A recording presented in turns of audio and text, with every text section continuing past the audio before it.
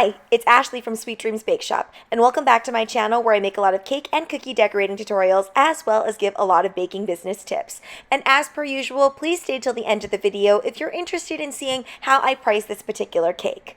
So I had some leftover chocolate cake, so I decided to make this really tiny box cake. It's only about 4 inches, but the pricing that I'm going to show you later on is based upon the fact that this would be a 6-inch cake.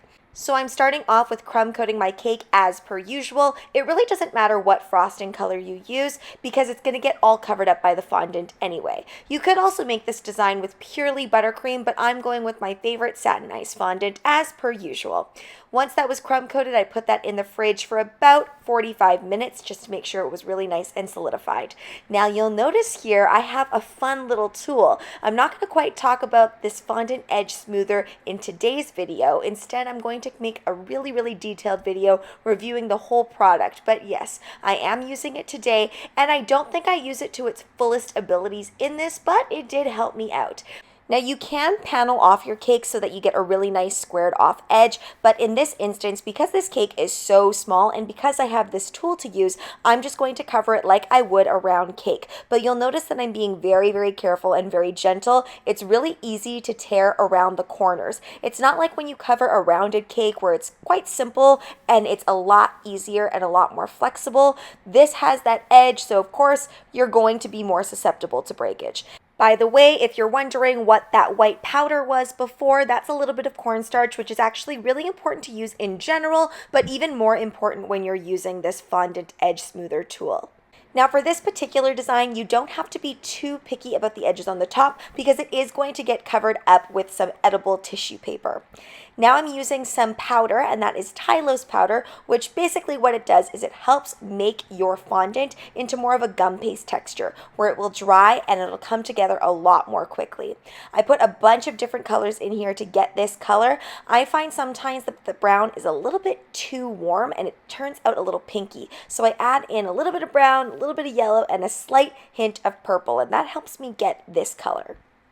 So firstly, to create the dog's head, what I did was I created kind of a rounded shape, then I molded it to how I want the shape of the head to actually be. And then I indented 2 spots for his nose, and I'm adding on this portion. Now you could easily draw these things on, but I'm choosing to use that tool to indent. And of course now I'm pressing in this little bit of white fondant into that eye portion. My apologies guys, my camera has a 30-minute battery life, but when I'm working with something that is very time sensitive, like fondant mixed with Tylose, which yes, by the way, it makes it a little bit harder to work with because you have to work faster before it all dries out and crusts up. So that's why you missed a little portion there. My apologies. So what I'm doing now is I'm adding on some of that black fondant detailing, and I'm really just adding in all of these details with a little bit of water. Now what we're going to do is we're going to go back to that cake and we're going to steam it up, and I'm going to add on all of my details. I also heavily steam my boards as well so that I can make sure that they wipe nice and clean.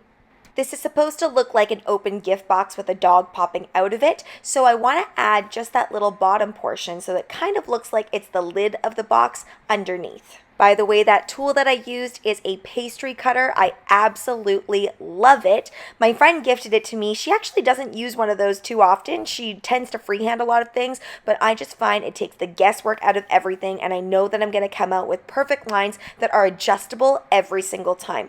Now, I've been steaming my cake to make sure that everything adheres really easily. It's the easiest way when you're working with fondant. However, you could easily use water, or you can also use an edible glue, which is the Tylose powder, mixed with a little bit of warm water. You just have to wait a few minutes so that it all kind of dissolves in there, and then it's an edible paste. Add more water if you want it a little bit thinner, and obviously add more powder if you want it to be a little bit thicker and more like a piping gel.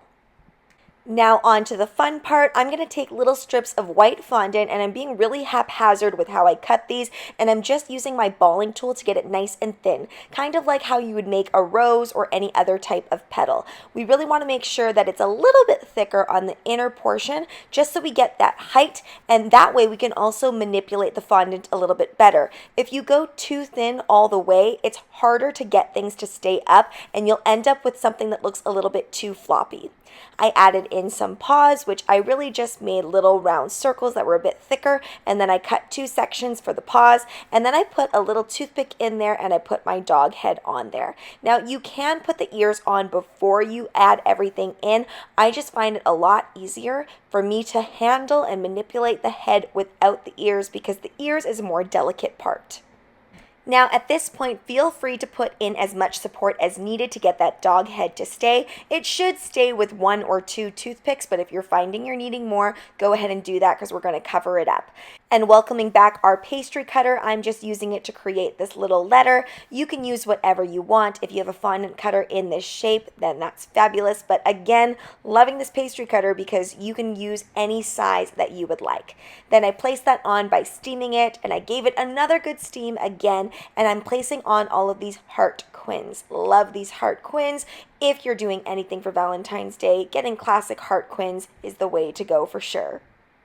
A little stock order tip if you're planning on keeping something like this on hand or using them as pre-orders for your Valentine's Day goodies, you could offer customization by putting their name on that letter or a monogram if you want to make it even quicker and maybe you have some monogram stamps. So for video purposes more recently, I've definitely stuck to doing more mini-like things so that I can do more things with less materials.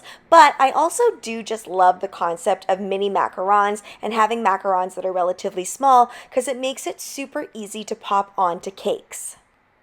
What I love about these macarons is they're not super heavy, so you can just take a small little toothpick and puncture that macaron icing a little bit and then stick it in wherever you please. And because macarons are relatively light, you can angle them in, you can have them sticking out a little further, whatever you wish. Now that being said, you do want to make sure that you let whatever filling you've put in your macarons set before trying to do this. If you try to fill them with buttercream, let's say, and it's really fresh buttercream, it will slip and slide all over the place. It doesn't mean that you can't do it, it just means that you might not be able to do things like get that macaron that's right above the dog as high as it is because it will slip down. So definitely leave some room to make sure that your fillings are set up.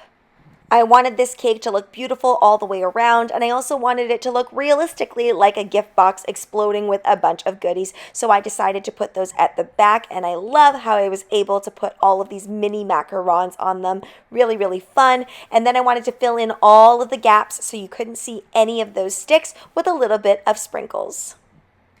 And here we have our little cake, and you could easily replace that dog with any fondant animal you desire. Now let's get into the pricing of this cake. Because there's so much detail in this, I don't think that I would offer it as a custom order because it's so small and I wouldn't be able to charge the pricing that I would need to in order to make it worth it. However, if I was making something like this in bulk, I would definitely do it as a stock order only, a pre-order stock order for $95 Canadian. Now let's get into the subscriber submission of the day. This features some beautiful buttercream blooms, and I'm assuming that this whole Instagram is dedicated to gluten-free desserts, so definitely go and check them out. If you want to be featured on my next video, then be sure to follow me at SD Bake Shop on Instagram, where you can either tag me in a photo or send me a photo. Any and all dessert levels are welcome. Thanks so much for watching, guys. Don't forget to like, share, and subscribe so you can be part of the Sweetie fam. Right now, I'm uploading weekly, so make sure you hit that notification bell so you know when I upload. Also, be sure to comment, request, or ask a question. I love hearing from you guys. Bye!